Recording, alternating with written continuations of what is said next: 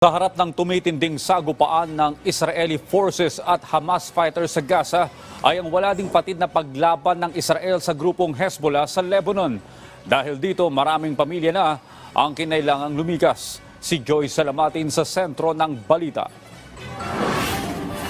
Muling inabisuhan ng Israel ang mahigit 1 milyong sibilyan sa northern Gaza na lumikas patungong south para sa kanilang kaligtasan.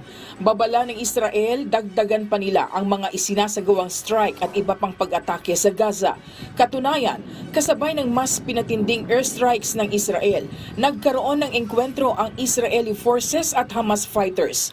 Ayon sa Hamas, 2 military bulldozers ng Israel ang nasira ng kanilang mga miyembro sa Khan Yunis at naitaboy nila ang tropa ng Israel nang wala ng sasakyan.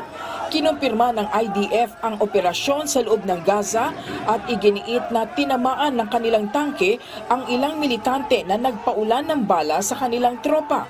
Kasabay nito, isang aircraft din ng Israel ang tumama sa southern Lebanon sa magdamagang pag-atake. Kaya naman pinalawig pa ang pagpapalikas sa mga sibilyan na naiipit sa kaguluhan. Samantala, pinuntirya rin ng Israel ang 2 kuta ng Hezbollah sa Lebanon na umano'y nagpaplanong maglunsad ng anti-tank missile at rockets patungong Israel.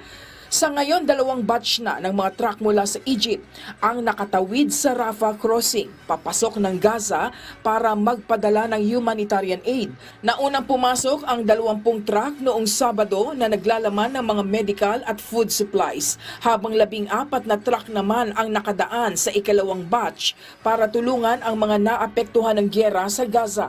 Nagpapatuloy naman ang mga kilos protesta sa iba't ibang bansa. Sa Paris, libo-libo ang nagtipon bilang suporta sa Palestine at nanawagan ng ceasefire sa Gaza. Muli ring nanawagan si Pope Francis na matapos na ang labanan sa pagitan ng Hamas at Israel. Sa kanyang traditional Angelus prayer sa St. Peter's Square, sinabi nito na ang giyera ay laging pagkatalo at pagkasira ng pagiging magkapatid. Bukod sa patuloy na pagbubukas ng daanan para sa tulong sa sibilyang naipit sa kaguluhan, muli ring hiniling ng Santo Papa ang pagpapalaya sa mga bihag. Batay sa tala, humigit kumulang 6,000 na ang namatay sa nagpapatuloy na bakbakan ng Israel at Gaza, kung saan 4,600 ang nasawing Palestinian. Joy Salamatin para sa Bayan.